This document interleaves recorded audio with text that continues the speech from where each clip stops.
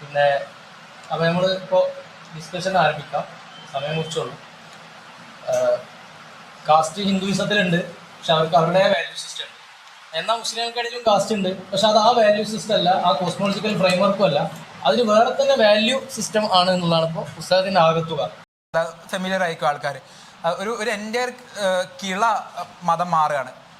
അത് കാസ്റ്റിൻ്റെ ലോജിക്കാണ് അവിടെ ഓപ്പറേറ്റ് ചെയ്യുന്നതെന്ന് വെച്ച് കഴിഞ്ഞാൽ ആയിക്കൊള്ളുന്നില്ല. അവിടെ ഹീലിംഗ് എന്ന് പറഞ്ഞതിനെ കൺസെപ്ച്വലൈസ് ചെയ്യാനുള്ള മെറ്റീരിയലി കൺസെപ്ച്വലൈസ് ചെയ്യാൻ കാസ്റ്റിൻ്റെ അത്ര നമുക്ക് അവൈലബിൾ അല്ല, വയബിൾ അല്ല എന്നുള്ളത് കൊണ്ട് മാത്രം ആ ഒരു ക്വസ്റ്റ്യനെ പലപ്പോഴും ആൾക്കാർ അഡ്രസ്സ് ചെയ്യാണ്ട് പോകുന്നതായിട്ടാണ് ഞാൻ കാണുന്നത്. അപ്പോൾ മൊബിലിറ്റി ക്വസ്റ്റ്യനിൽ വരുന്ന സമയത്ത് പുസ്തകത്തിൽ വരുന്നൊരു വേറൊരു പോയിന്റ് എന്താണെന്ന് വെച്ച് കഴിഞ്ഞാൽ,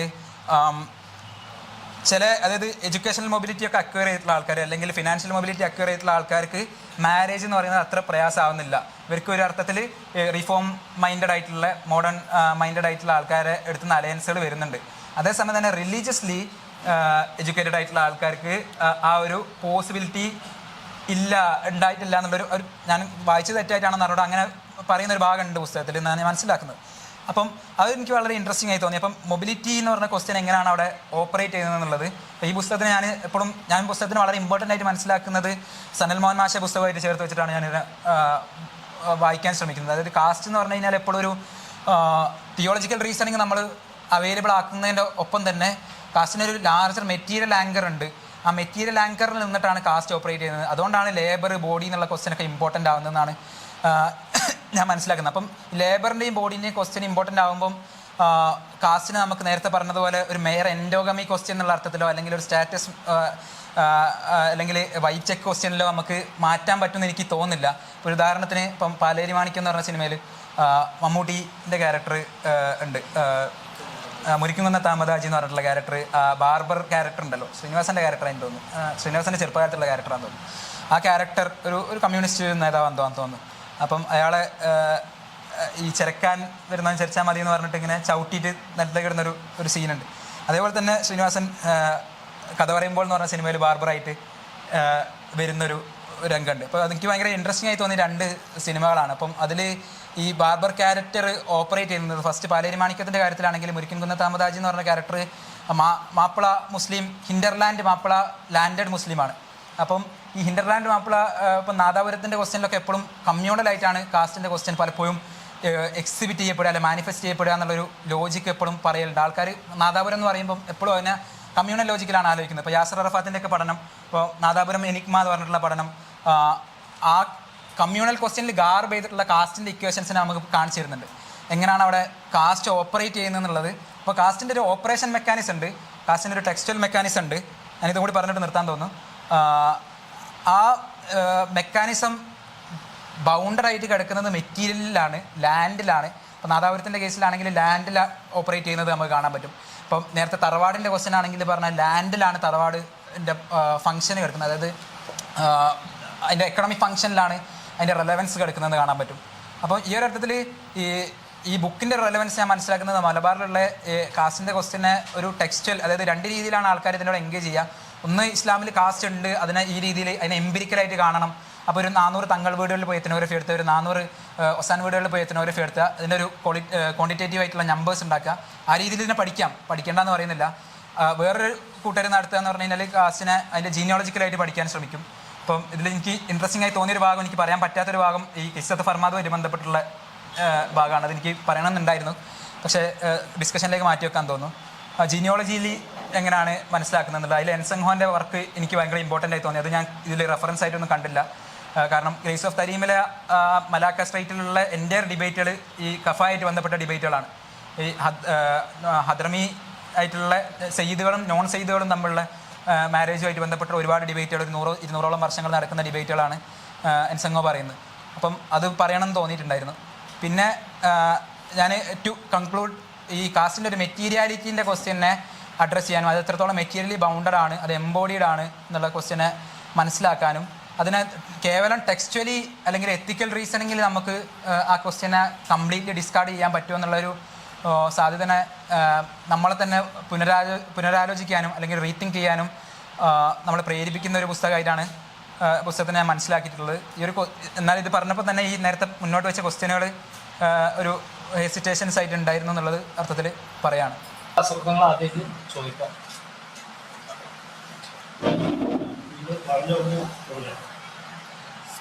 അതിൻ്റെ വാല്യൂ അല്ല ഇതിൻ്റെ വാല്യൂ എന്ന് പറഞ്ഞാൽ അതല്ല ഇത് എന്നാണ് അതിൻ്റെ ലോജിക്ക്. അപ്പം അതല്ല ഇതല്ലെങ്കിൽ ഇതിനൊരു വേറെ പേരിടണം നമ്മൾ. ഇതാണ് നമ്മൾ സോഷ്യൽ സ്റ്റഡീസിൻ്റെ ഒരു ഡ്രോബാക്ക്. വെസ്റ്റേൺസ് ഒരു ഫ്രെയിം വർക്ക് ഉണ്ടാക്കും, ആ ഫ്രെയിം വർക്കിൻ്റെ ഉള്ളിൽ നിന്ന് നമ്മൾ പുറത്തു ചാടില്ല. അതുകൊണ്ടാണ് അവർക്ക് ആ തറവാടുണ്ടാകുന്നത്. മനസ്സിലായില്ലേ? സ്ത്രീക്കാണ് വീട്. സ്ത്രീയെ പലവരും ആ വീട്ടിൽ വരും. ഈ വീട്ടിലെ കുട്ടികൾക്ക് ആർക്കും തന്താരെന്നറിയില്ല, തള്ളക്ക് മാത്രമാണ്. അത് ഭാവിക്കൂല്ല. അതുകൊണ്ടാണ് തറവാട്. ആ തറവാട് മലയാളികൾ തറവാട് ഉപയോഗിക്കുന്നത് ഭാഷാപരമായി അവരുടെ പിന്നോക്കാവസ്ഥ കാരണം അല്ലെങ്കിൽ ബുദ്ധിപരമായ ഒരു പിന്നോക്കാവസ്ഥ കാരണമാണ്. അതല്ല, അതേ സമയത്ത് നമ്മൾ അങ്ങനെ ഒരുപാട് തലമുറ ഉണ്ടാക്കി ചെയ്തിട്ടുണ്ട്. ഈ തറവാടിനെ പറ്റിയിട്ട് നമുക്കൊക്കെ അറിയുന്ന ആദ്യത്തെ പരാമർശം നടത്തിയാലാണ് ഉമർ ഖാദി. അങ്ങനത്തെ ഒരാളെ വരും. അവിടെ മുക്കിന് ഉപയോഗിച്ചത് തറവാടിനാണോ എന്താണ് വാക്ക്? അതാണ് ഞാൻ ഉപയോഗിക്കേണ്ടത്. അതാണ്. അപ്പം മുസ്ലിം ലീഗിന്റെ തറവാടല്ല ഉള്ളത്, മുസ്ലിം ലീഗ് നസ്ബാണ്. ബാപ്പ ബാബ ബാബാന്റെ ബാപ്പാന്റെ ബാപ്പ. അതിൽ ഇസ്ലാമിൽ പ്രാമുഖ്യമുണ്ടോ ഇല്ല എന്നുള്ള രണ്ടാമത്തെ ചോദ്യം അതാണ്. അതിൽ എന്താണ് ഇസ്ലാമിൽ പ്രാമുഖ്യം പറഞ്ഞത്? എത്രത്തോളമാണോ നിങ്ങൾക്ക് പൂർവികമായ പിതാക്കൾ ഇസ്ലാമിലുണ്ട് അവർക്ക് മാറ്റേണ്ടതാണ്. അത് ശരിയല്ല. അതെന്നുള്ള തലാൽ അസലിന്റെ മോൻ പറഞ്ഞത് തലാൽ അസലിന്റെ മോൻ പറഞ്ഞ മുഹമ്മദ് അസലിന്റെ മോൻ പറഞ്ഞു. ഞങ്ങൾക്ക് മുഹമ്മദ് അസൽ അറിയാനാ. മുഹമ്മദ് അസലിന്റെ മോൻ പറഞ്ഞതാണ്, എന്റെ ബാപ്പാന്റെ ഇസ്ലാമിനെക്കാരും കൂടി എന്റെ ഉമ്മാന്റെ ഇസ്ലാമാന്ന് പറഞ്ഞാൽ ഇമ്മാക്ക് എന്തുണ്ട്? പാരമ്പര്യമുണ്ട്. അതാണ് ഇസ്ലാമിക് കൺസെപ്റ്റ്. ഇതിനെ പകരം നമ്മൾ ഈ വിഷയത്തെ തറവാടായിട്ട് ഇങ്ങനെ കിട്ടിത്തിരിഞ്ഞാൽ നമുക്ക് ഇസ്ലാമും മനസ്സിലാവില്ല, തറവാട് മനസ്സിലാവില്ല. ഞാൻ ഈ ജാതി ഇന്ത്യയിൽ പറഞ്ഞ കാക്കാപ്പറ്റി ഇന്ത്യ വളരെ എനിക്കൊരു സഹതാപാണ്. കാരണം എന്നാൽ അവർക്ക് ജാതി മനസ്സിലായിട്ടില്ല, ഇസ്ലാമും മനസ്സിലായിട്ടില്ല. കാരണം ജാതിയിൽ ഈ പറഞ്ഞതല്ലാതെ ഇപ്പോൾ ഗോപാലനൊക്കെ പറയുന്ന ജാതി പ്യൂരിറ്റിയാണ്. പ്യൂരിറ്റി ആൻഡ് ഇമ്പ്യൂരിറ്റി കുട്ടൂടായ്മ ഇസ്ലാമിലെ. പിന്നെ ഈ നിങ്ങൾ പറഞ്ഞ എനിക്ക് വിയോജിപ്പെടുന്നുള്ളത് ഈ കേരളത്തിലെ എല്ലാ സാമൂഹിക അവസ്ഥയിലുള്ള കുറേ ഘടകങ്ങൾ അത് ബാർബേഴ്സ് മാത്രം ഉണ്ടെന്ന് പറഞ്ഞ തെറ്റാണ്. അധ്വാനത്തിന് തക്കതായ ഫലം ഇല്ല എന്നുള്ളത് ബാർബേഴ്സിന് മാത്രമല്ല, ഇവിടുത്തെ മാഷന്മാർക്കുണ്ടായിരുന്നു. നിങ്ങൾ മാഷന്മാരെ പറ്റിയിട്ട് CH അവരെ കൊണ്ടുവരുന്നത് പിന്നെ അവർക്ക് എത്രയായും ശമ്പളം ഒരു മാസത്തിൽ എത്രയായിരുന്നു?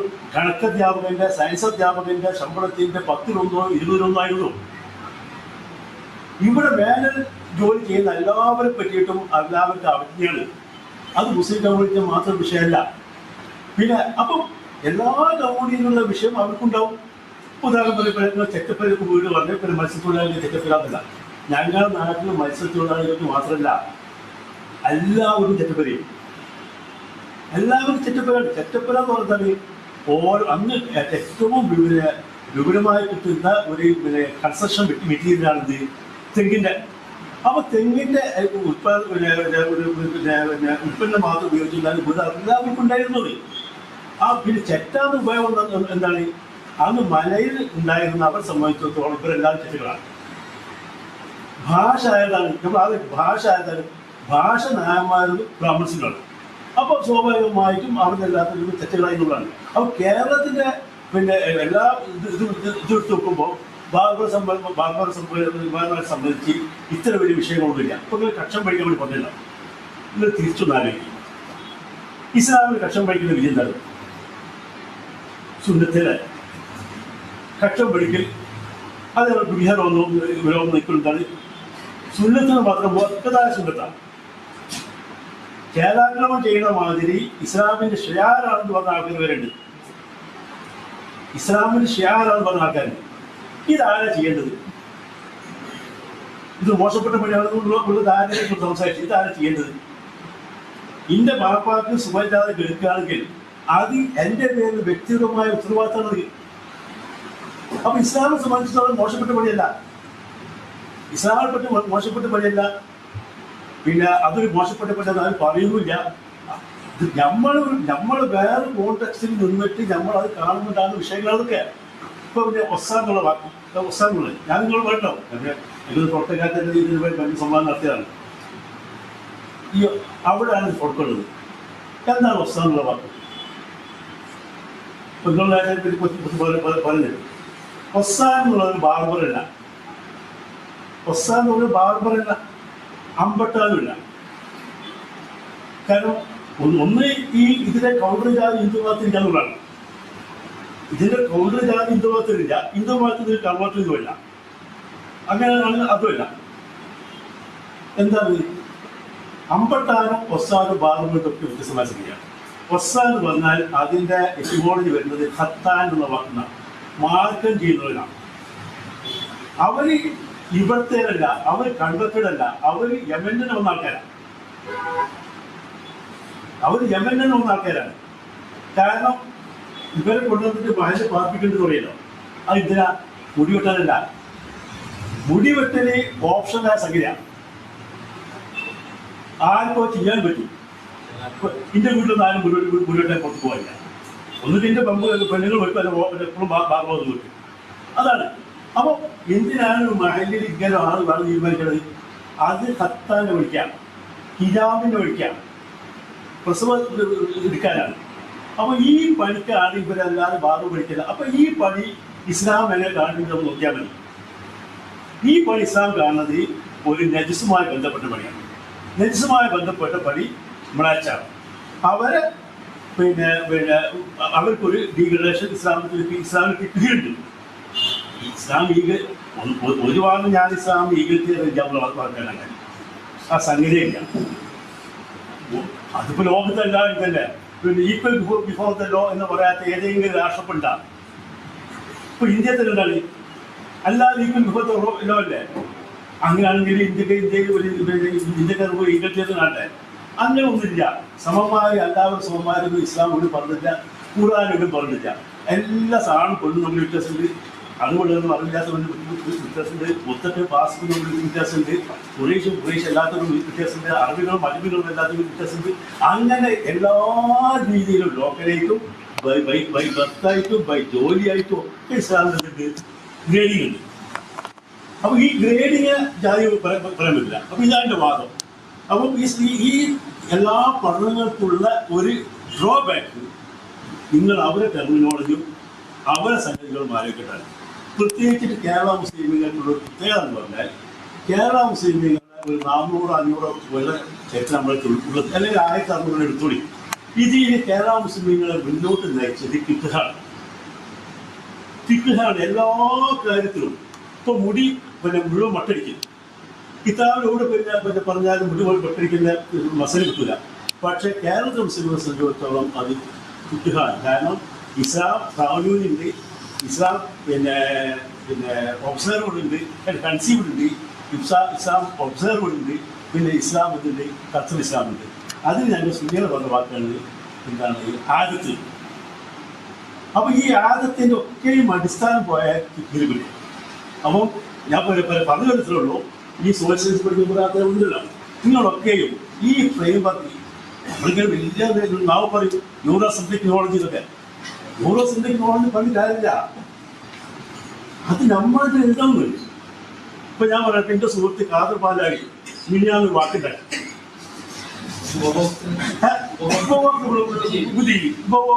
ബുദ്ധിജീവി. നമ്മളെപ്പോഴും പറയും പിന്നെ ജൈവിക ബുദ്ധിജീവി മുലമാരെ പറ്റി പറഞ്ഞത് മറ്റേ നമ്മളെ ഇയാളാണെന്നത്. അപ്പൊ നമ്മളങ്ങനെ ഓരോരോ വാക്കുണ്ടാക്കാൻ എത്ര സുന്ദരമായ വാക്ക് പണ്ട് പിന്നെ മലയാളത്തിൽ മാപ്പിള മലയാളത്തിൽ നമുക്കുണ്ട്. അപ്പൊ നമ്മൾ തിരിച്ചു പോകണം കേട്ടാണ്. സൊസൈറ്റിയെ പഠിക്കാൻ വേണ്ടി ആ ടൂളൊക്കെ ഉപയോഗിക്കാം. പക്ഷെ ആ ടൂളിന്റെ അടിമയായിട്ട് ആ ടെക്നോളജിന്റെ അടിമയാകാതെ സ്വതന്ത്രമായി പഠിക്കാൻ. നമ്മൾ ഉപയോഗിക്കുന്ന സോഷ്യൽ സയൻസിൽ നമ്മൾ ഉപയോഗിക്കുന്ന ടേംസും കോൺസെപ്റ്റ്സും കാറ്റഗറീസും ഒക്കെ ദേ ആർ ഓൾറെഡി ഗിവൺ. അതാണ് മൂപ്പര് പറയുന്നതിൻ്റെ ഒരു സംഗതി. അതായത് ഒന്ന് ഇപ്പോൾ ഡിമോണ്ട് കാസ്റ്റ് എന്ന് പറഞ്ഞിട്ട് അതന്നെയാണ് ഈ ഉപയോഗിക്കുന്നത് എന്നുള്ള ഒരു സംഗതി. ഓക്കെ, ഇപ്പോൾ ഇതിന് റെസ്പോണ്ട് ചെയ്തിട്ടുള്ള പ്രത്യേകിച്ച് ഈ സൗത്ത് ഏഷ്യൻ സ്കോളർഷിപ്പിൽ 2 തരത്തിലുള്ള റെസ്പോൺസസ് ആണ് ഇതിന് മെയിനായിട്ട് വന്നിട്ടുള്ളത്. ഈ തരത്തിലുള്ള എന്താ പറയുക, നമ്മൾ യൂറോസെൻട്രിക് നോളജിന് എങ്ങനെയാണ് റെസ്പോണ്ട് ചെയ്യുക, ഒരു ഡീകൊളോണിയൽ അപ്രോച്ച് എങ്ങനെയാണ് നമ്മൾ സോഷ്യൽ സയൻസിൽ കൊണ്ടുവരിക എന്നുള്ളതിന് പ്രധാനമായിട്ട് 2 തരത്തിലുള്ള റെസ്പോൺസസ് ആണ് ഉണ്ടായിട്ടുള്ളത്. ഒന്ന്, ആദിത്യനികം, പിന്നെ പ്രഥമ ബാനർജി, ഇവരൊക്കെ പറയുന്ന പോലുള്ള അവർ പറയുന്ന ഇപ്പോൾ ഈ കാസ്റ്റിനെ നമ്മളുണ്ട് എന്താ പറയുക, ഡീകൺസ്ട്രക്ട് ചെയ്യുക. അത് ഒരു തരത്തിലുള്ള സംഗതി. ആ ഡീകൺസ്ട്രക്ഷനിൽ എന്ത് ചെയ്യുക, നമ്മൾ ഇപ്പോൾ ശബ്ദങ്ങൾ പറഞ്ഞ പോലെ നമ്മൾ പുതിയ ടെർമിനോളജിയും കോൺസെപ്റ്റ്സും കാറ്റഗറീസോ ഒക്കെ ഉപയോഗിച്ചാണ്ട് സംസാരിക്കുക എന്നുള്ളത്. അത് നമ്മളൊരു ലൊക്കേഷൻ എന്ന് പറയുന്നത് we are in the global south. ഈ നോളജ് പ്രൊഡക്ഷൻ ഒക്കെ ബേസ്ഡ് ആയിട്ടുള്ളത് അത് ഇപ്പോഴും, അത് അഷ്റഫ്തങ്ങളൊക്കെ കൃത്യമായിട്ട് അറിയാം, അതുകൊണ്ടാണ് ആ ക്വസ്റ്റ്യൻ വരുന്നത്. അതൊക്കെ ഇപ്പോഴും ബേസ്ഡ് ആയിട്ട് നിലനിൽക്കുന്നത് ഇപ്പോൾ അഷീഫൊക്കെ പഠിക്കുന്ന സ്ഥലത്താണ്. അവിടെ നിന്നാണ് ഈ തിയറീസൊക്കെ യൂറോപ്പ്, അമേരിക്കയിൽ നിന്നാണ് ഈ കോൺസെപ്റ്റ്സ് ഒക്കെ നമുക്ക് വരുന്നത്. ഈ കോൺസെപ്റ്റ്സിനെ അഡ്രസ്സ് ചെയ്യാത്ത ഒരു തരത്തിലുള്ള എൻഗേജ്മെൻറ്റും നമുക്ക് ഈ ഗ്ലോബൽ ഇതിൽ പോസിബിൾ ആവില്ല. നമുക്കിപ്പോൾ അതേമാതിരി എന്താ പറയുക, ഉപഭോക്തൃ ബുദ്ധിജീവി എന്നൊക്കെ മലയാളത്തിൽ എഴുതാം. Will Asad talk about that? അങ്ങനെയുള്ളൊരു ക്വസ്റ്റ്യൻ ഉണ്ടല്ലോ, where are we, who is this audience that we want to respond. നമ്മൾ മലബാറിൽ നിന്നുകൊണ്ട് നമ്മൾ സംസാരിക്കുന്ന ആളുകൾ മലയാളം അറിയുന്ന കേരളക്കാരായിരിക്കണോ, അല്ല നമ്മളെ ഭാഷയും നമ്മുടെ കോൺസെപ്റ്റ്സും കാറ്റഗറീസും should we contest and engage with the global? ആ ഒരു ഫ്രെയിമിൽ നിന്നുകൊണ്ടാണ് book is thinking about that. അത് നമ്മൾ as young scholars kind of our attempt is to reach there and to engage with that. അതിൽ 2 തരത്തിലുള്ള റെസ്പോൺസസ് വരാം. ഒന്ന്, ഇപ്പോൾ അഷ്റഫ് തങ്ങൾ പറഞ്ഞ പോലെ നമ്മൾ എന്താ പറയുക, നമ്മൾ വേറൊരു കോൺസെപ്റ്റ് കണ്ട് ഉണ്ടാക്കുക. That is something to do. അത് there are lot of scholars who do that. അപ്പോൾ what I was interested in, വേറെ ഉള്ള ഒരു സംഗതി നടക്കുന്നത് എന്താണെന്ന് വെച്ചാൽ, ഇവർ പറഞ്ഞ ഈ കോൺസെപ്റ്റിനെ വെച്ചിട്ട് തന്നെ നമ്മൾ കളിക്കുക.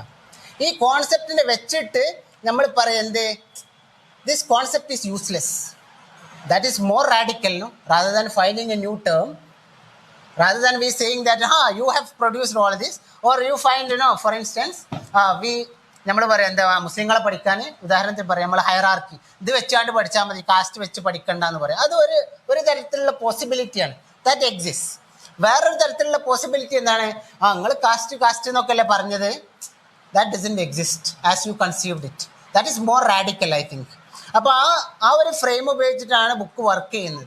ആ ഫ്രെയിം ഉപയോഗിക്കുമ്പോഴുള്ള വേറൊരു ബ്യൂട്ടി എന്താണെന്ന് വെച്ചാൽ, we will find lot of things from the field. നമ്മൾ ഒറ്റൊരു ഉദാഹരണം പറയാം. ഇപ്പം നമ്മൾ ജാതി എന്ന് പറയാം, നമ്മൾ കാസ്റ്റായിട്ടാണ് അത് ട്രാൻസ്ലേറ്റ് ചെയ്യുന്നത്.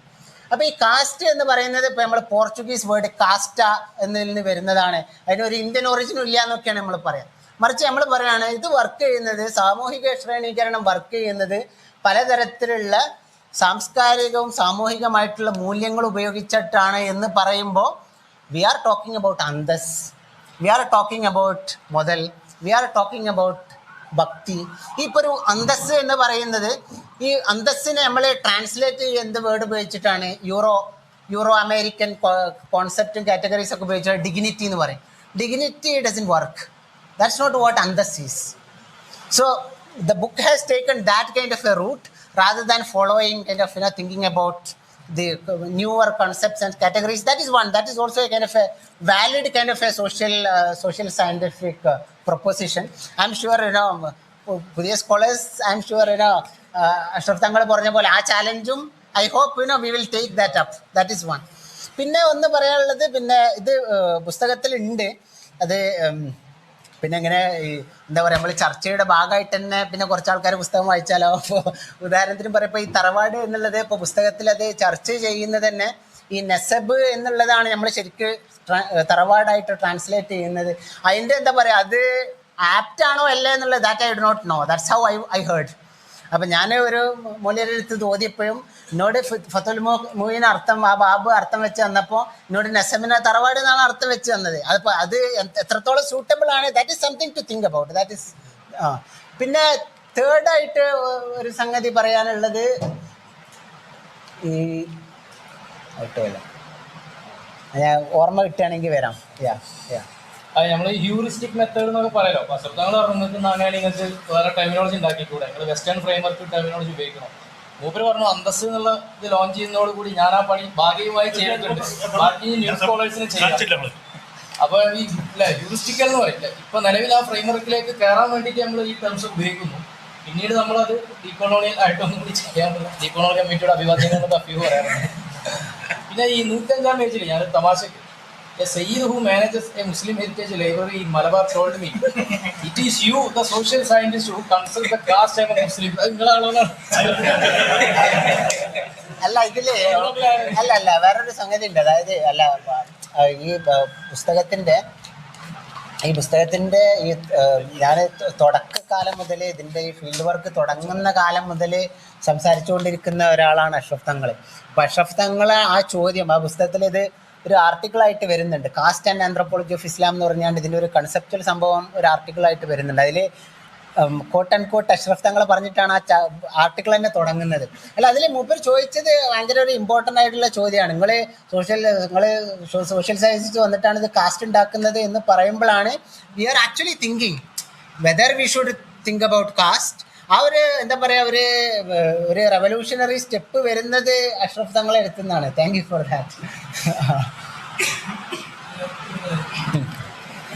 ഈ ബ്രാഹ്മണ സമുദായത്തിൽ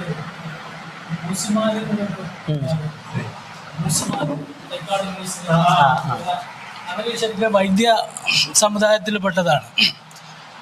പക്ഷെ ഈ ശതപഥ ബ്രാഹ്മണത്തിൽ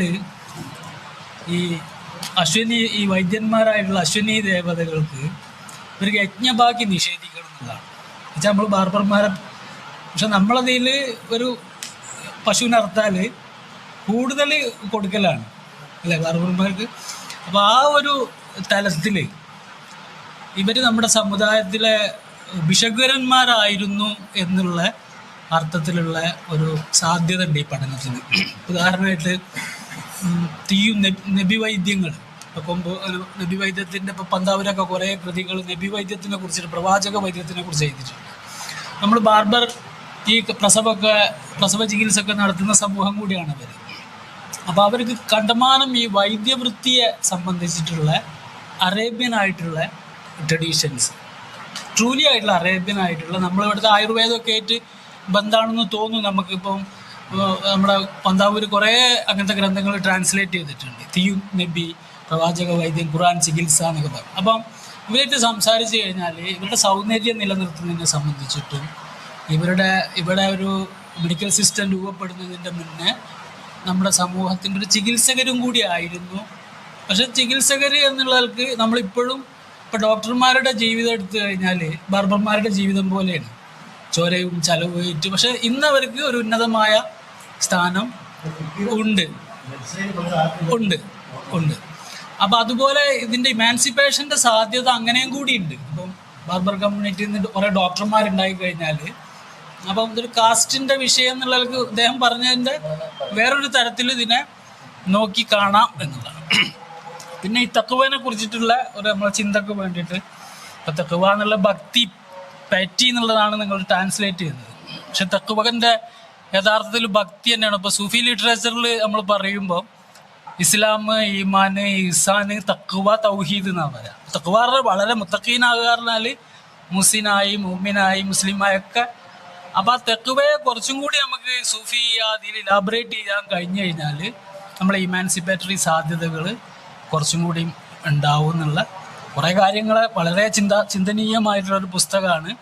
പ്രത്യേകിച്ച് നമ്മളടുത്ത കാലത്ത് നമ്മളെ സമൂഹത്തിൽ നിന്ന് വന്നിട്ടുള്ള ഒരു വലിയൊരു ഇൻ്റലക്ച്വലായിട്ട് ആണ് ഞാൻ സിദൽവിനെ കാണുന്നത്. അത് ഇത്രയും ആളുകളും നമ്മളെ നേരത്തെ ഇതിൻ്റെ പ്രകാശനത്തിൽ നടന്ന ചർച്ച ഇന്ത്യൻ കാസ്റ്റ് സിസ്റ്റത്തിനെ കുറിച്ചിട്ട് ഇന്ത്യയിലുള്ള പ്രമുഖ 2 ഫിലോസഫേഴ്സ് അതിനെ വേറൊരു തലത്തിലാണ് ആ ചർച്ച കൊണ്ടുപോയത്. അപ്പം അങ്ങനെ വളരെ തോട്ട് പ്രൊവോക്കിംഗ് ആയിട്ടുള്ള ഒരു പുസ്തകമാണിത്. ഒരു ഫിലോസഫിക്കലായിട്ടുള്ള ആസ്പെക്ട്സ് അതിനുണ്ട്, സോഷ്യോളജിക്കലായിട്ടുണ്ട്, ഈ പറഞ്ഞ പോലെ നമ്മുടെ ഈ പൊളിറ്റിക്കലായിട്ടുള്ള. അപ്പോൾ അതിനെ നമ്മൾ വളരെ വീണ്ടും നമ്മുടെ ചർച്ചകളിലേക്ക് കൊണ്ടുവരുന്നാൽ അത് വലിയൊരു ഇതായി തീരും. അതിനെല്ലാവിധ ഇതുണ്ടാവട്ടെ എന്ന് ആശംസിക്കാം. ആയിക്കോട്ടെ. ഒന്ന് ഇപ്പം ഈ ഭക്തി എന്നുള്ളത് ഇപ്പോൾ മൂപ്പര് ഓൾറെഡി സൂചിപ്പിച്ചതുപോലെ ഇപ്പോൾ ഭക്തി ട്രഡിഷൻ, പിന്നെ അതിൽ തന്നെ ഈ ഭക്തി ട്രഡിഷൻ്റെ ഒരു എലമെൻറ്റ് എന്താ പറയുക, ഒരു യൂണിവേഴ്സലൈസിങ് എലമെൻറ്റ് ഇതിലും വർക്ക് ചെയ്യുന്നുണ്ട് ഒരു തരത്തിൽ. അതായത് ഇപ്പോൾ ഈ മുസ്ലിം സാമൂഹിക ജീവിതത്തിൽ ഇപ്പോൾ നമ്മൾ പറയുകയാണ് ഭക്തി ആയിരിക്കണം സാമൂഹികമായിട്ട് നമ്മൾ ഒരാൾക്ക് മുൻഗണന കൊടുക്കുന്നതിൻ്റെ എന്താ പറയുക ഫൗണ്ടേഷൻ എന്ന് പറയുകയാണെങ്കിൽ അതൊരു യൂണിവേഴ്സൽ കാറ്റഗറി ആയിട്ട് ഇതിൽ വർക്ക് ചെയ്യുന്നുണ്ട്. അതിൻ്റെ എന്താ പറയുക അതിൻ്റെ ഇൻ്റർ റിലേഷൻസ് എന്താണ്, കണക്ഷൻസ് എന്താണ്, ഇത് എങ്ങനെയൊക്കെയാണ് ഗ്രൗണ്ടിൽ വർക്ക് ചെയ്യുന്നത് എന്നൊന്നും ബുക്കിൽ ഐ ഹാവൻ ഡൺ ദാറ്റ്. അപ്പോൾ that is one of the limitations of the book. I hope many scholars will also write about that is one. പിന്നെ രണ്ടാമത് മൂപ്പര് സൂചിപ്പിച്ച ഈ വൈദ്യമായിട്ട് ബന്ധപ്പെട്ടുകൊണ്ടുള്ള അതിൽ ഒറ്റൊരു ഉദാഹരണം പറഞ്ഞുകൊണ്ട് ഞാൻ പറയാം. ഈ ബാർബേഴ്സിനെ എന്താ പറയുക നമ്മൾ ചരിത്രപരമായിട്ട് വൈദികരായിട്ടും കൂടി ആയിരുന്നു കണക്കാക്കിയിരുന്നത്. അത് ഇപ്പോൾ എല്ല് പൊട്ടിയാൽ എല്ല് ചതഞ്ഞാലൊക്കെ അവരായിരുന്നു ഇത് ചെയ്തിരുന്നത്. ഉളുക്കിയാൽ അവർ ഒഴിഞ്ഞാൽ അത് വേഗം മാറും. അപ്പോൾ അത് മാത്രമല്ല ഒരു റിലീജിയസ് ഫങ്ഷണറി കൂടിയായിരുന്നു. എൻ്റെ ഇന്നലെ നടന്നൊരു സംഗതി പറയാം, ബുക്കിൽ പറയുന്നുണ്ട്. ഒരു മറിയം എന്നുള്ള ലേഡീനെ പറ്റി പറയുന്നുണ്ട്. അവർ ഇന്നലെ എൻ്റെ വീട്ടിൽ വന്നിരുന്നു. ഞാൻ അവരെ വീട്ടിലിരുത്തി കുറേ നേരം ഇൻ്റർവ്യൂ ചെയ്തതാണ്. അപ്പോൾ മുപ്പത്തിയേരെ ഇരുത്തിക്കാണ്ട് ഞാൻ പുസ്തകമൊക്കെ കാണിച്ചു കൊടുത്തു, മുപ്പത്തിയേരെ പറ്റി എഴുതിയ സ്ഥലങ്ങളൊക്കെ മലയാളത്തിൽ പറഞ്ഞു കൊടുത്തു, അങ്ങനെയൊക്കെ ചെയ്തു. അപ്പോൾ അത് കഴിഞ്ഞിട്ട് എൻ്റെ നിങ്ങളെ ഒന്ന് വരിയെന്ന് പറഞ്ഞാൽ വീട്ടിൻ്റെ അകത്തേക്ക് കൊണ്ടുപോയിട്ട്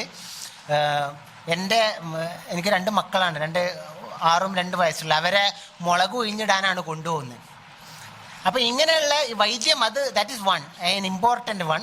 അത് അതിൻ്റെ ഒരു ഉദാഹരണം കൂടി പറയാം. അല്ലാതെ ഒരു റിലീജിയസ് ഫങ്ഷണറി വേറെ എന്തൊക്കെ തരത്തിലുള്ള നമ്മൾ ഒരു ഇമാമ് എന്നുള്ള തരത്തിലല്ല, വേറെ എന്തോ തരത്തിൽ നമ്മളൊരു ഡൊമസ്റ്റിക് സ്പേസിൽ വേറൊരു തരത്തിൽ വർക്ക് ചെയ്യുന്ന ഒരു റിലീജിയസ് ഫങ്ഷണറി റോൾ അവർക്കുണ്ട്. പിന്നെ ഈ വൈദ്യത്തിനെ പറ്റി ഒറ്റൊരു ഉദാഹരണം പറയാം. ഇപ്പോൾ ഈ ഷനവാസ്കോ ഓൾറെഡി ഡോക്ടർമാരെ പറ്റി പറഞ്ഞതുകൊണ്ട് പറയാം. ഒരു ബാർബർ വുമൺ ഇവിടെ നിലമ്പൂരുള്ളതാണ്. അപ്പോൾ അവർ എന്നോട് പറഞ്ഞു, ഈ ഡോക്ടർമാർ എന്താ പറയുക സ്കാൻ ചെയ്തൊക്കെ നോക്കുന്ന സംഗതികളുണ്ടല്ലോ, ഇത് ഞങ്ങൾക്ക് വിരൽ ഓടിച്ചാൽ മനസ്സിലാവും. അപ്പോൾ ഒരു പ്രഗ്നൻ്റ് ആയ ലേഡിൻ്റെ വയറ്റത്ത് കൈ വെച്ചാൽ ദേ വിൽ നോ ഈ കുട്ടി എങ്ങനെയാണ് കിടക്കുന്നതെന്ന്. അപ്പോൾ എന്നിട്ട് അവർ പറഞ്ഞൊരു ഉദാഹരണം, ഇത് 1990കളിലാണ്.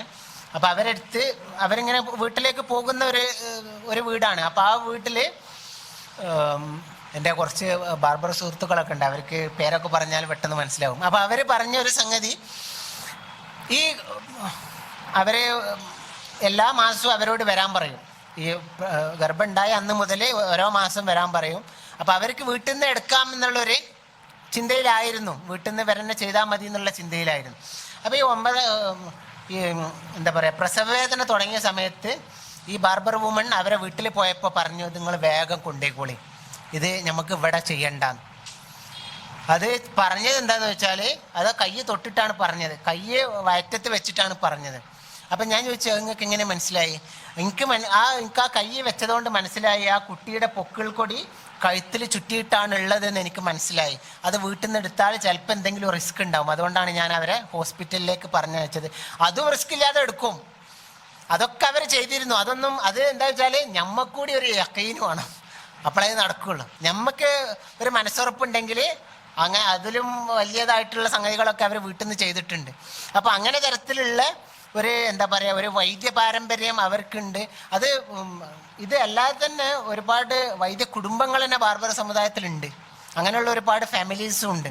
അത് ചിലപ്പോൾ ചില ആളുകൾക്ക് ട്രഡീഷണലായിട്ട് കിട്ടിയതുണ്ട്, ചില ആൾക്കാരുടെ അടുത്ത് നിന്ന് പഠിച്ചതുണ്ട്.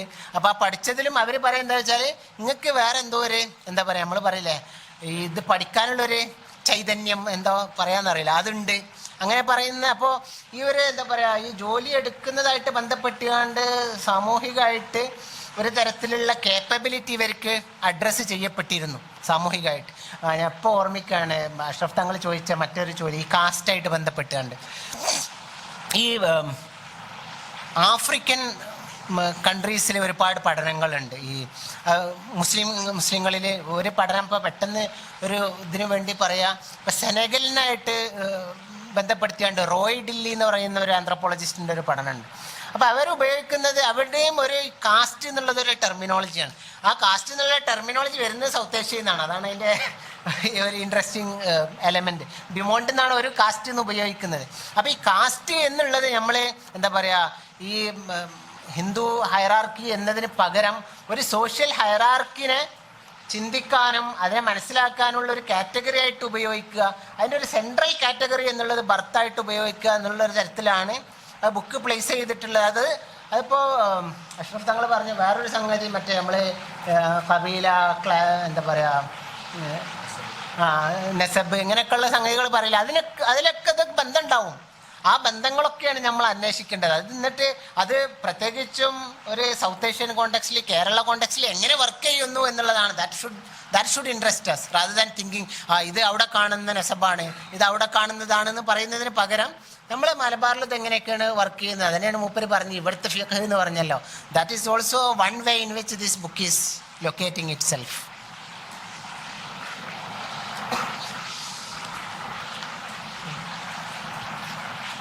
എൻ്റെ ചോദ്യം നേരിട്ട് ഈ പുസ്തകമായിട്ട് റിലേറ്റ് ചെയ്തിട്ടല്ല, കാരണം ഞാൻ ഒരു പൊളിറ്റിക്കൽ ആന്ത്രപ്പോളജി പവർ റിലേറ്റ് ചെയ്തിട്ടാണ് എൻ്റെ വർക്ക് വരുന്നത്. അപ്പോൾ അതിൻ്റെ ഒരു ക്ലാരിഫിക്കേഷനാണ്. ഞാൻ മുസ്ലിം ഫ്യൂച്ചർ കമ്മ്യൂണിറ്റീസിനെ കുറിച്ചാണ് പഠിക്കുന്നത്. അപ്പോൾ ഈ സ്റ്റഡിയുടെ തുടക്കകാലത്ത് കുറേ കൂടെ ജാമിയയിലാണ് പഠിക്കുന്നത്. അപ്പോൾ തുടക്കത്തിലുണ്ടായിരുന്നൊരു ഡിസ്കറേജ്മെൻ്റ് എന്ന് പറഞ്ഞാൽ മുസ്ലിംസ് കടന്നു പോകുന്നൊരു situation, we are going through an unpleasant time, right വിങ്ങിൻ്റെ ഒരു ഇത് കണ്ടു. ഇങ്ങനെ അനാവശ്യമായൊരു ഡിബേറ്റ് വേണോ എന്നുള്ള അക്കാഡമീഷ്യൻസ് ഉൾപ്പെടെയുള്ള ആൾക്കാരുടെ ഒരു ഡിസ്കറേജ്മെൻ്റ് ഉണ്ടായിരുന്നു. അതൊരു സൈഡ്. ഇനി രണ്ടാമത് ഇതിൻ്റെ കുറേ കൂടെ ഞാൻ ഫീൽഡ് പോയ സമയത്ത് വേറെ ഒരു റെസ്പോണ്ട് കിട്ടിയത്, this is the right time to discuss and negotiate with the upper elites, Muslim elites. കാരണം ഇപ്പം അവർക്ക് അലിനിയേഷൻ്റെയും ഡിസ്ക്രിമിനേഷൻ്റെയും ഒക്കെ എക്സ്പീരിയൻസ് ഉണ്ട്. ഇപ്പം മാത്രമാണ് അവർക്കത് മനസ്സിലാവുക എന്നുള്ള ഒരു റെസ്പോണ്ടും കിട്ടും. സോ ഇതിനെ നിങ്ങൾ എങ്ങനെയാണ് കാണുന്നത്, ഈ ഒരു ഐഡിയനെ? I mean when we going through an unpleasant time, how we see this debate? നമ്മൾ ഇപ്പോൾ ഇംതിയാസ് അഹമ്മദ് ഒന്നും ഡിബേറ്റ് ചെയ്തൊരു കാലമല്ലല്ലോ നമ്മൾ ഇപ്പോൾ ഇത് സംസാരിച്ചുകൊണ്ടിരിക്കുന്നത്. ഈ നമ്മളെ ഇത് പൊതുവേ നമ്മളെ സാമൂഹിക ജീവിതത്തിൽ പൊതുവേ എല്ലാവരും പറയുന്നതാണ്, ഇപ്പോൾ പറയണ്ട, ഇതിപ്പോൾ പറയാൻ പറ്റിയ സമയമല്ല, നമുക്ക് സമയം റെഡി ആകുമ്പോൾ പറയാം. ഈ സാമൂഹികമായിട്ട് താഴെക്കടയിൽ നിൽക്കുന്നവർക്ക് they will never get a time. ചരിത്രപരമായിട്ട് ഓൽക്കൊരു സമയം വരില്ല, ഓലെ സമയം ഉണ്ടാവില്ല. അപ്പോൾ ഇതിൻ്റെ വേറൊരു സംഗതി അതൊന്ന്. പിന്നെ വേറൊരു സംഗതി, ഈ നമ്മൾ പറയുന്ന തരത്തിലുള്ള ഒരു പേടിയുണ്ടല്ലോ. നമ്മൾ ഇതിനെപ്പറ്റി പഠിച്ചാൽ ഇപ്പോൾ ഞാൻ ഈ പുസ്തകം ഫീൽഡ് വർക്ക് ചെയ്യുന്ന സമയത്ത് ഇപ്പോൾ അഷ്റഫ് തങ്ങൾ തന്നെ പറഞ്ഞിരുന്നു എന്നോട്, I am happy that it has moved from there. അപ്പോൾ മൂപ്പര് പറഞ്ഞിരുന്നത്, അതുങ്ങളെ ഹിന്ദുക്കളുടെ ഇടയിലുള്ള അതേമാതിരി ഇവിടെ മുസ്ലിങ്ങളുടെ ഇടയുണ്ട് എന്ന് പറയാനാണോ അത് ചെയ്യുന്നത് എന്നുള്ളത്. അത് ഒരു തരത്തിലുള്ള എന്താ പറയുക, ഇത് കേരളത്തിൽ മാത്രമല്ല, ഒരു ഇന്ത്യയിൽ പൊതുവേ സൗത്ത് ഏഷ്യയിലുള്ള ഒരു സംഗതിയാണ്. അതിൻ്റെ ഒരു പ്രശ്നം എന്താണെന്ന് വെച്ചാൽ, നമുക്ക് ഓൾറെഡി ഒക്കെ പഠിക്കാൻ ഇവരൊക്കെ കാറ്റഗറീസ് തന്നാണ്. ആ കാറ്റഗറീസ് എന്ന് പറഞ്ഞാൽ നമ്മൾ യൂറോ അമേരിക്ക എന്നൊന്നും ആലോചിക്കണ്ട, മറിച്ച് ഇന്ത്യൻ സോഷ്യൽ സയൻറ്റിസ്റ്റ്. ആ ഇന്ത്യൻ സോഷ്യൽ സയൻറ്റിസ്റ്റുകൾ എന്ന് പറയുന്ന എലീറ്റ് സോഷ്യൽ സയൻറ്റിസ്റ്റ്. ഇപ്പോൾ ഉദാഹരണം പറയാം, ഇപ്പോൾ ഈ മുസ്ലിം ഹിന്ദു എന്നുള്ളതിനെ പഠിപ്പിക്കാൻ നമുക്ക് ഒറ്റ ഫ്രെയിമേ നമ്മൾ ഉപയോഗിക്കാൻ പാടുള്ളൂ. ആ ഫ്രെയിം ഏതാണ്? നിങ്ങളെ വർക്കായിട്ട് ഭയങ്കര റിലേറ്റഡ് ആയതുകൊണ്ടാണ് ഞാൻ പറയുന്നത്. എന്താണ്? കമ്മ്യൂണലിസം. അതിൽ വെച്ച് മാത്രമേ ഇവരെ മുസ്ലിം ഹിന്ദു എന്ന് പറയുന്ന എൻഗേജ്മെൻറ്റ് ഈ കമ്മ്യൂണലിസത്തിൻ്റെ അകത്തല്ലാതെ പഠിക്കാൻ പറ്റില്ല എന്ന് ഇപ്പം നിങ്ങൾ തന്നെ പറഞ്ഞല്ലോ. നമ്മൾ പൊതുസമൂഹത്തിലേക്ക് നോക്കുകയാണെങ്കിൽ അങ്ങനെയൊന്നുമല്ല ഇത് വർക്ക് ചെയ്യുന്നത്. നമ്മൾ നിൽക്കുന്ന ഈ സ്ഥലം നോക്കുക. ഇപ്പോൾ കളിയാട്ടത്തിന് നമ്മൾ സമൂഹത്തിൻ്റെ ഹിന്ദു സമുദായത്തിൻ്റെ താഴേക്കിടയിലുള്ള ആളുകൾ ഇപ്പോഴും ഇവിടെ വന്നുകൊണ്ട് അനുവാദം ചോദിച്ചിട്ടാണ് അവരുടെ ഒരു ഫെസ്റ്റിവൽ അല്ലെ റിച്വൽ തുടങ്ങുന്നത്. അപ്പോൾ സാമൂഹിക ബന്ധത്തിൽ നമ്മളിപ്പോൾ ഈ പറയുന്ന ബൗണ്ടഡ് ആയിട്ടുള്ള ഹിന്ദു മുസ്ലിം എന്നിട്ട് പോലെ ഇങ്ങനെ കച്ചറളിച്ചാണ് നിൽക്കുക, അങ്ങനെയുള്ള സംഗതി ഒന്നുമല്ല നിലനിൽക്കുന്നത്. അതാണ് ഇവിടെ നിലനിൽക്കുന്നത്. അത് വെച്ചിട്ടാണ് നമ്മൾ പഠിക്കേണ്ടത്. അതാണ് ഇതിനെ പേടി വരുന്നത്. ആ പേടിക്ക് പുറത്തായിരിക്കണം. We should also as Muslims we should also place നമ്മളെ തന്നെ ലൊക്കേറ്റ് ചെയ്യേണ്ടതും ആ പേടിക്ക് പുറത്താണ്. നമ്മൾ പറയല്ല, തുമ്മ്യാ പോണ മുക്കാണെയാണ് പോട്ടേന്ന്. അത് എടുക്കുമ്പോൾ ഇവർ പറയുന്ന ഫ്രെയിമൊന്നുമില്ല അവിടെ. I think that should be your spirit. ഞാൻ ബുക്ക് ഒരുവിധം ഫുള്ള് വായിച്ച് ഒരു കൈൻഡ് ഓഫ് ലിറ്റററി വർക്ക് പോലെ, ഭയങ്കര അക്കാഡമിക് റീഡൻസ് ആണെങ്കിൽ തന്നെ ലിറ്റററി വർക്ക് പോലെ വായിക്കാൻ പറ്റി. അത് ഭയങ്കര രസമായിട്ട് തോന്നി. പിന്നുള്ളത് അപ്പോൾ ഇത് തുടങ്ങി എന്നുള്ളത് ഭയങ്കര ഒരു ഇൻട്രസ്റ്റിംഗ് സാധനമാണ്. ഇപ്പോൾ നോർത്ത് ഇന്ത്യൻ കോണ്ടക്സ്റ്റിലാണ് ഇപ്പോൾ മസൂദ് ഫലായൊക്കെ തുടങ്ങിയൊരു സാധനം ഇവിടെ ഇതിനൊരു തുടക്കം കുറിച്ചെന്നുള്ളത് ഭയങ്കര ഇതാണ്. ഇതിന് എക്സ്റ്റെൻഡ് ആയിട്ടുള്ള കാര്യങ്ങളെ ഞാൻ ഉദ്ദേശിക്കുന്നത്. പിന്നുള്ളത് ഈ ഹൈറാർക്കി എന്നുള്ള സാധനം. ഹൈറാർക്കി ഒരു ഫിക്സ്ഡ് പോയിന്റ് ഓഫ് ട്രൂത്ത് ആയിട്ട് അവതരിപ്പിക്കാനുള്ള എൻ്റെ ഒരു ചോദ്യമാണ്. ഇപ്പോൾ ഇൻഫീരിയർ സുപ്പീരിയർ പൊസിഷൻ, 2 പൊസിഷനാണ്. അപ്പോൾ ഈ ബാർബർമാർ എപ്പോഴും ഒരു ഇൻഫീരിയർ പൊസിഷനിലാണോ നിൽക്കുന്നത്? അപ്പോൾ ഈ ഒരു ഫിക്സ്ഡ് കൈൻഡ് ഓഫ് ട്രൂത്ത് ആയിട്ട് ഈ ഒരു ഹൈറാർക്കി നമുക്ക് നിർത്താൻ പറ്റുമോ? ഇപ്പോൾ ചില കോണ്ടെക്സ്റ്റുകളിൽ ഇപ്പോൾ ഈവൻ പള്ളി കമ്മിറ്റിയുടെ സെക്രട്ടറി ആയിട്ട് പോലും ഒരു ബാർബർ വന്നിട്ടുണ്ട്.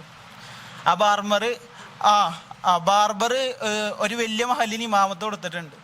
അതിന് പ്രോബ്ലമാറ്റിക് ആയിട്ട് ആ ഒരു മഹലിൻ്റെ അകത്തുനിന്ന് തന്നെ ആളെ എതിർത്തുകൊണ്ടുള്ളൊരു വിഭാഗം വന്നിട്ടുണ്ട്. അങ്ങനെ ആ ഒരു പ്രമാണി ആ മഹലിൽ നിന്ന് പോയൊരു സംഭവമുണ്ട്.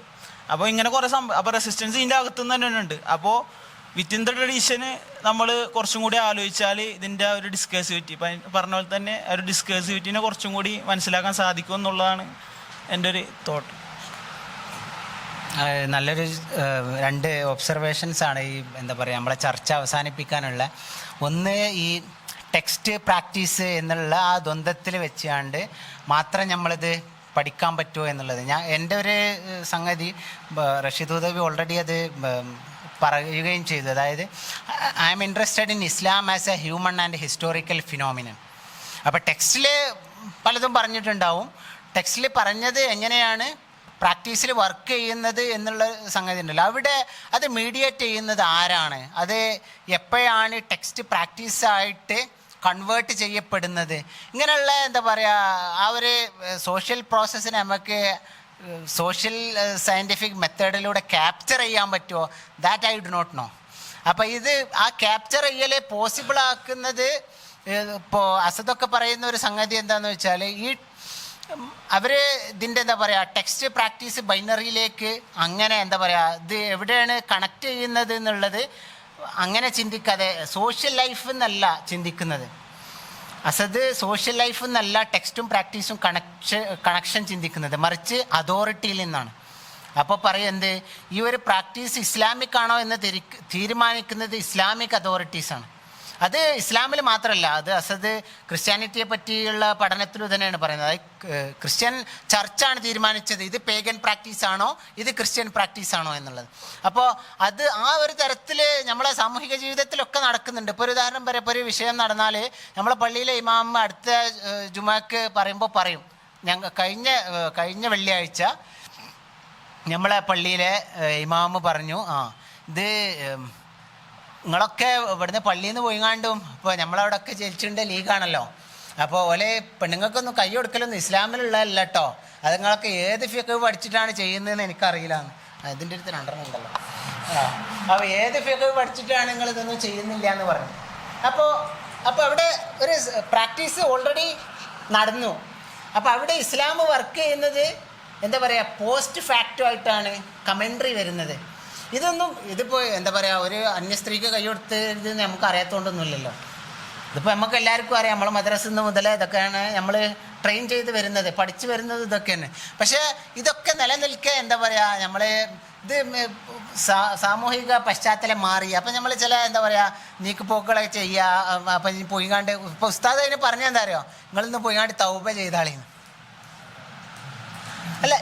അപ്പോൾ ഈ ടെക്സ്റ്റ് പ്രാക്ടീസ് എന്നുള്ളത് എന്താ പറയുക ടെക്സ്റ്റിൽ നിന്ന് പിന്നെ പ്രാക്ടീസിലേക്ക് വരിക എന്നുള്ള തരത്തിൽ മാത്രം ഇത് വർക്ക് ചെയ്തുകൊള്ളണം എന്നില്ല. ഈ സോഷ്യൽ പ്രാക്ടീസ് ഇവിടെ നടന്നത് പ്രാക്ടീസും ടെക്സ്റ്റും തമ്മിലുള്ള കണക്ഷൻ പോസ്റ്റ് ഫാക്റ്റോ ആയിട്ടാണ് നടക്കുന്നത്. അപ്പോൾ അതിനിപ്പോൾ ഇത് എന്താ പറയുക ഇസ്ലാമിക് ആണോ ഇസ്ലാമിക് അല്ലേ എന്നുള്ളതിന് അതോറിറ്റിയാണ് ഒരു സെൻട്രൽ കാറ്റഗറി ആയിട്ട് ഉപയോഗിക്കുന്നത്. അപ്പോൾ ഈ വർക്കിൽ ഞാൻ ആ ഫ്രെയിമിൽ നിന്ന് മാറുകയാണ്. ആ ഫ്രെയിമിൽ നിന്ന് മാറാനുള്ള കാരണം എന്താ വെച്ചാൽ പ്രാക്ടീസ് ബേസ് ചെയ്താൽ ഈ കാസ്റ്റിനെ പഠിക്കാൻ പറ്റില്ല. കാരണം ഇതിലുള്ള എൻഡോഗമി തന്നെയാണ് അതിലുള്ള എൻഡോഗമി നമ്മൾ പറയും, ഇതിലുള്ള തൊഴിൽ വിഭജനമാണ് അതിലുള്ള തൊഴിൽ വിഭജനം എന്ന് പറയും. അപ്പോൾ അഷ്റഫ് തങ്ങൾ പറഞ്ഞ മാതിരി ഇതൊക്കെ എന്തുകൊണ്ടാണ് ഇതൊക്കെ ഇങ്ങനെ വർക്ക് ചെയ്യുന്നത് നമ്മൾ മനസ്സിലാക്കൂല. That's why we need another category to think about this. That's where the value comes. Maybe how far that is successful, that is something to for all of us to think. That is one. പിന്നെ second ഇതിൽ നിങ്ങൾ പറഞ്ഞ ചോദ്യം hierarchy. ഈ hierarchy എന്നുള്ളത് അതിപ്പോൾ already ഇപ്പോൾ നിങ്ങളെല്ലാവരും അഫീഫും റഷീദുദയൊക്കെ നിങ്ങൾ ചോദിച്ചവരെല്ലാവരും പറഞ്ഞൊരു സംഗതി ഹൈറാർക്കി ഉണ്ട് എന്ന് തന്നെയാണല്ലോ. ഈ ഹൈറാർക്കി ഉണ്ട്, അത് എപ്പോഴാണ് ജസ്റ്റ് ആവുക എന്നുള്ളതാണ്. നമ്മളെ ഇടയിൽ ഇപ്പോൾ ഈ ഹൈറാർക്കി ഉണ്ട്. ഇപ്പോൾ അഷ്റഫ് തങ്ങൾ, ഇപ്പോൾ നമ്മളിപ്പോൾ ഉദാഹരണം പറയാം, അപ്പോൾ നമ്മൾ കൈമുത്തേണ്ട ആളാണ്. അപ്പോൾ കൈമുത്തേണ്ട ആൾ മൂപ്പരിപ്പോൾ അവിടെ നിൽക്കുകയാണ്, നമ്മളൊക്കെ ഇരിക്കുന്നു. അപ്പോൾ അടുത്ത പരിപാടി ഉണ്ടെങ്കിൽ നമ്മൾ അഷ്റഫ് തങ്ങൾ അവിടെ ഇരുത്തും. അത് ജസ്റ്റ് ഹൈറാർക്കിയാണ്. അതെന്താണ്? Role reversal is possible. Egalitarian hierarchy. നമ്മളിപ്പോൾ പറയുന്ന ഇപ്പോൾ ബാർബർമാർ, തങ്ങന്മാർ, നമ്മൾ മത്സ്യത്തൊഴിലാളികൾ എന്ന് പറയുന്ന അവിടെ ഈ ഹൈറാർക്കിക്കൽ റിവേഴ്സൽ പോസിബിൾ ആണോ, എത്രത്തോളം പോസിബിൾ ആണ്, ഏതൊക്കെ സാമൂഹിക അവസരത്തിലാണ് ഇത് പോസിബിൾ ആകുന്നത്, ഇതൊക്കെയാണ് നമ്മൾ പഠിക്കേണ്ടത്. ഈ ഹൈറാർക്കി ഫിക്സ്ഡ് ആണ് എന്നുള്ളതല്ല. ഈ ഇപ്പോൾ ബാർബേഴ്സ് പലതരത്തിലുള്ള ഹൈറാർക്കിയിൽ ഇംപ്ലിക്കേറ്റഡ് ആണ്. ഇപ്പോൾ മെറ്റീരിയൽ ബേസ്ഡ് ആയിട്ടുള്ള ഹൈറാർക്കിയിൽ പ്ലേസ്ഡ് ആണ്. ഇപ്പോൾ മൂപ്പര് പറഞ്ഞ പലതരത്തിലുള്ള മാനുവൽ ലേബറിൻ്റെ ഹൈറാർക്കിയിൽ അവർ പ്ലേസ്ഡ് ആണ്. നമ്മൾ പറയും നമ്മൾ എഴുതുന്നവർ വായിക്കുന്നവരാണ്, ഓലാണ് ഉഷാർ, മറ്റെന്താ പറയുക കൽപ്പണി എടുക്കുന്നവരൊക്കെ ഉഷാർ. ഇതൊക്കെ ഒരു സാമൂഹികമായിട്ടുള്ള ചുറ്റുപാടിൽ നിൽക്കുന്ന സംഗതികളാണ്. ഇതൊക്കെ ഇങ്ങനെയുള്ള പലതരത്തിലുള്ള ശ്രേണീകരണങ്ങളിൽ നമ്മളൊക്കെ ഇൻവോൾവ്ഡ് ആണ്. നമ്മളിപ്പോൾ എന്താ പറയുക, ഒരു മകന് മകളാവുമ്പോൾ നമുക്കൊരു ശ്രേണീകരണം ഉണ്ടാവും വീട്ടിൽ. ഉപ്പ ഉമ്മയെ അവരെ ബഹുമാനിക്കുക, റിലേറ്റീവ്സിന് പ്രത്യേക പരിഗണന കൊടുക്കുക, അങ്ങനെയൊക്കെയുള്ള പലതരത്തിലുള്ള ശ്രേണീകരണത്തിൽ നമ്മളെല്ലാവരും ഉണ്ടാവും. ആ ശ്രേണീകരണം ഒക്കെ ബർത്ത് ബേസ്ഡ് ആയിട്ടാണ് നടക്കുന്നത്. That is one. പിന്നെ ഏതെങ്കിലും ഒരു പ്രിൻസിപ്പിളായി role reversal is possible at all in the system. ഇപ്പോൾ നിങ്ങളിപ്പോൾ മകനാണ്, നിങ്ങൾ maybe after 50 years you will be a father. അപ്പോൾ ആ റോൾ റിവേഴ്സൽ ഈസ് പോസിബിൾ. അപ്പോൾ നിങ്ങളെ മകൻ നിങ്ങളെ മകൾ they will also respect you. അപ്പോൾ ഈ ഹൈറാർക്കി ഫിക്സ്ഡ് ആണ് എന്നുള്ളതല്ല. ഹൈറാർക്കി പലതരത്തിലുള്ള ഹൈറാർക്കിയിലൊക്കെ നമ്മൾ ഇൻവോൾവ്ഡ് ആണ്. ഈ ഹൈറാർക്കിക്കൊക്കെ this is another point Afeef had mention. അതായത് അഫീഫ് ചോദിച്ചിരുന്നു, ഈ നമ്മൾ ഒറ്റ മിനിറ്റിൽ നിർത്തട്ടോ. അഫീഫ് ചോദിച്ചിരുന്നു ഈ എന്താ പറയുക കേപ്പബിലിറ്റി ആയിട്ട് ബന്ധപ്പെട്ടുകൊണ്ട് അഫീഫ് ചോദിച്ചൊരു ചോദ്യം ഉണ്ടായിരുന്നു. അതായത് ഈ ഹൈറാർക്കിയിൽ ഏത് തരത്തിലുള്ള നമ്മൾ ഹൈറാർക്കി ആയാലും ആ ഹൈറാർക്കിയിൽ നമുക്കൊക്കെ ഒരു ഈ എർവിംഗ് ഗോഫ്മാനൊക്കെ പറയുന്ന പോലെ ഒരു സോഷ്യൽ ഫ്രണ്ട് ഉണ്ടാവും. ഇതാണ് വാട്ട് ഹി വാസ് സെയിങ്. അതായത് നമ്മൾ ഈ കൾട്ടിവേഷൻ, സെൽഫ് കൾട്ടിവേഷൻ, എത്തിക്കൽ ഫോർമേഷനിലൂടെ ഉണ്ടായി വരുന്നത് മാത്രമാണോ സെൽഫ് എന്നുള്ളൊരു ചോദ്യം ഉണ്ടല്ലോ. അത് മാത്രമല്ല സെൽഫ്. അത് തന്നെ ഏതൊരു ജോലിക്കും ഏത് പണിക്കും നമ്മൾ എല്ലാത്തൊരു സോഷ്യൽ ഫ്രണ്ട് ഓൾറെഡി എക്സിസ്റ്റ്. അതന്നെയാണ് അഫീഫ് മെൻഷൻ ചെയ്തത്. അതന്നെയാണ്. അതായത് നമ്മളൊരു പണി ചെയ്യുമ്പോൾ നമുക്കതൊരു ഭാരമായിട്ട് തോന്നുന്നില്ല. അപ്പോൾ ഒരു ഉദാഹരണം പറയാം, ഞാൻ ഇപ്പോൾ ഇത് പിടിക്കുന്നു, ഇത് നമ്മളെല്ലാവരും നോർമലായിട്ട് ചെയ്യുന്ന ഒരു സംഗതിയാണ്. ഇത് വലിയൊരു പരമുള്ള പണിയല്ല. പക്ഷേ ഇത് ഒരു വയസ്സുള്ള കുട്ടിക്ക് കൊടുത്തു ഇങ്ങനെയൊക്കെ ആക്കിയിട്ട് ചിലപ്പോൾ ഇത് പൊന്തിക്കാൻ കഴിയൂല. ഓരോ സംഗതിക്കും സാമൂഹികമായിട്ട് ഒരു റോള് നമുക്ക് സമൂഹം ഉണ്ടാക്കി വെച്ചിട്ടുണ്ട്. ആ റോളിലേക്ക് എത്രത്തോളം നമുക്ക് പോസിബിളായിട്ട് കയറാൻ പറ്റും, എത്രത്തോളം ഇഫക്റ്റീവായിട്ട് ആ റോളിനെ നമുക്ക് മീഡിയേറ്റ് ചെയ്യാൻ പറ്റും, എത്രത്തോളം ക്രിയേറ്റീവായിട്ട് അത് യൂസ് ചെയ്യാൻ പറ്റും, whether that can be transformed for resistance, അത് ഇങ്ങനെയൊക്കെയുള്ള പല പോസിബിലിറ്റീസും ഉണ്ട്. ആ പോസിബിലിറ്റി ആലോചിക്കാൻ കൂടിയാണ് നമ്മൾ ഈ പവർ അതോറിറ്റി എന്നുള്ള ഫ്രെയിമിൽ നിന്ന് പുറത്ത് നടക്കണം എന്നും കൂടി പറയുന്നത്. അപ്പോൾ ഈ എത്തിക്കൽ ഫോർമേഷൻ, ഒരു എത്തിക്കൽ മുസ്ലിം എന്ന് പറയുന്നതിനുള്ള മോറൽ റീസണിങ് ഒരു സ്ഥലത്ത് അത് എന്താ പറയുക ഭക്തിയാവാം, ചില സ്ഥലത്ത് പറയും ഇപ്പോൾ തറവാടില്ലാത്തവരൊക്കെ പിന്നെ എന്താ പോലൊന്നും.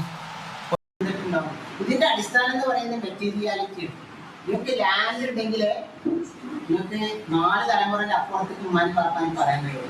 എല്ലാത്തും പറയാൻ കഴിയുന്ന നമ്മളെ നാട്ടിലുള്ള ഒരു സോഷ്യൽ ഗ്രൂപ്പ് എന്ന് പറയുന്നത് തങ്ങന്മാരാണ്. അവർക്ക് ആ നെസഫിന്റെ ചാർട്ട് ഉണ്ടാവും, നമുക്കുണ്ടാവും. എനിക്ക് 4 പിതാക്കന്മാരെ പുറത്ത് മേലോട്ട് പറയാനില്ല, ആറിനൊക്കെ പറയാൻ കഴിയും, അതിന് പുറകോട്ട് പറയാൻ കഴിയില്ല. ആറിനും പറയാൻ കഴിയുന്നത് നമ്മളെ കുടുംബത്തിന്റെ അടിവേര് തപ്പിയിട്ടാണ്.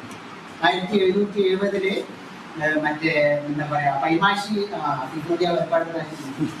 അക്കൗണ്ടിന്റെ തപ്പിയിട്ടാണ് ഈ കണക്ഷൻ കൊണ്ടുവരുന്നത്. ആ കണക്ഷൻ കൊണ്ടുവരുന്നത് എന്താണ്? അതൊക്കെ ഒരു തറവാടുണ്ടാക്കലാണ്. അതൊക്കെ ഇങ്ങനെയുള്ള പല കാറ്റഗറീസും നമ്മുടെ സാമൂഹിക ജീവിതത്തിൽ നടക്കുന്നുണ്ട്. അപ്പോൾ ഇങ്ങനെ വീടില്ലാത്ത ഭൂമിയില്ലാത്ത ഒരു കമ്മ്യൂണിറ്റിക്ക് ഓരോ സ്വന്തമായിട്ട് ഭൂമിയില്ല അവർക്ക് തറവാടുണ്ടാക്കാൻ കഴിയുമോ?